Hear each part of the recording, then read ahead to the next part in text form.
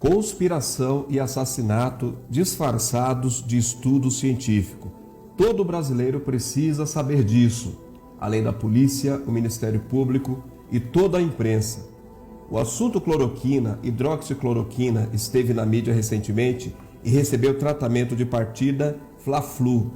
Algo me intrigava como médico e comecei a ler toda a literatura científica disponível. Mergulhei então na pesquisa do mecanismo da doença e no mecanismo de ação da cloroquina e hidroxicloroquina. E não é que havia muitas evidências científicas antigas e consagradas do uso da medicação para doenças virais? Mas algo me chamou a atenção. A insistência do Ministério da Saúde em desautorizar a droga. Pior ainda, foi quando começaram a fazer isso usando como referência o estudo fatídico do Amazonas. Vou lhes explicar o porquê. A primeira estranheza foi o Ministério da Saúde e a imprensa inteira começar a usar tal estudo como referência dos malefícios da cloroquina. Um pequeno adendo: a cloroquina é mais velha e mais tóxica que a hidroxicloroquina, mas no estudo do Amazonas foi ela mesma quem foi usada. Mas sigamos com minhas interrogações e observações para que acompanhe meu raciocínio como médico. A dose usada no estudo foi de 900 a 1.200 miligramas por dia durante 10 dias consecutivos, o que acarretou muitos efeitos colaterais e 11 mortes. Mas aí fiquei curioso, por que usaram dessa dose tão alta? Como o CONEP autorizou um estudo como esse com dose tão alta? Aí começam as grandes surpresas e constatações. Me acompanhe. Deixe-me explicar aos leigos. Quando usamos a cloroquina, por exemplo, para a malária, mesmo nas formas graves, o protocolo é de 4 comprimidos de 150 mg, 600 mg no total, nos 3 primeiros dias, e depois baixamos as doses. Nunca usamos uma dose tão alta e nem sustentada. O tratamento dura em geral 14 dias com doses que vão baixando de 300 mg a 150 mg nos próximos dias. Pois bem, fiquei intrigado com a loucura de um estudo com este desenho, autorizado pelo Conselho de Ética em Pesquisa, e li o artigo que fora publicado no dia 7 de abril deste ano. Mas no estudo havia um fato curioso.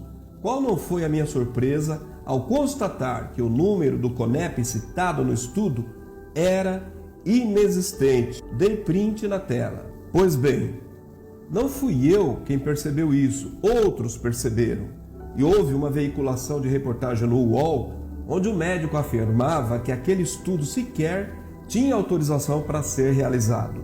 Qual não foi a minha surpresa ao perceber que mais gente tinha visto o que vi. Entretanto, comecei a ficar realmente intrigado quando soube quem havia entrado em contato com o UOL, como era citado na reportagem, e dizia que o número do CONEP existia sim, que aquilo era um engano. Pois bem, nada mais nada menos que a assessoria de comunicação do Ministério da Saúde, sob o comando de Henrique Mandetta. Mas algo me deixou mais perplexo ainda. O número do CONEP era da data posterior à publicação do estudo. Para quem não entende o que isso significa, vou explicar. Você nunca pode começar a fazer experiências com humanos sem uma autorização do CONEP. Onde já se viu o número de autorização do estudo com data posterior à sua publicação? Aí fiquei ainda mais perplexo. Seria possível? Já não podia crer na intencionalidade de atos tão vis. Queria acreditar que tudo não passava de um engano, de um estudo mal sucedido. Mas minha mente e minha intuição me apontavam as evidências de um crime. Fiquei curioso e pensativo. Se eu fosse o cientista do estudo, seria o primeiro a correr para me defender. Se eu fosse o CONEP, seria o primeiro a dizer: não houve autorização do órgão competente para esse assassinato, a não ser que... Mas espera aí, por que foi a assessoria de comunicação do Ministério da Saúde quem ligou para o UOL para dizer que havia sim um número no CONEP e acabou por oferecer a prova de uma tentativa de encobrir um absurdo desse? Alto lá! Quem é a assessoria de comunicação do Ministério da Saúde?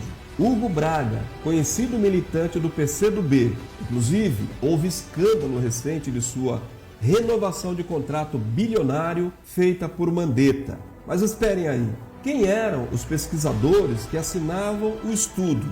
Marcos Vinícius Guimarães de Lacerda, médico e militante político da esquerda, ligado à Fiocruz. Os pesquisadores, idem. E para completar, adivinhem quem foi a cardiologista que colocou seu nome no estudo?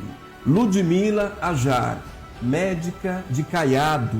Senhores, se isso não foi uma conspiração e um crime contra a vida e de ordem política, eu nem sei mais o que é crime contra a vida e contra a nação. O autor desse texto é o Dr. Paolo Zanotto. Ele é professor da USP e reconhecido pesquisador da FAPESP. Esse texto foi extraído da timeline do Dr. Paolo Zanotto e Lucília Coutinho.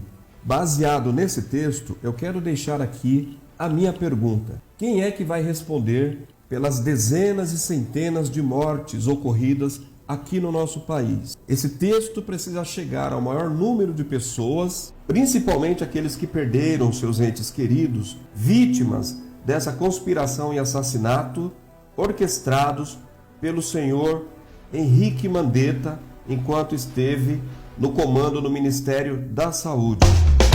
Este foi mais um Informe Marcão News. Sua agenda na web. A qualquer momento tem mais.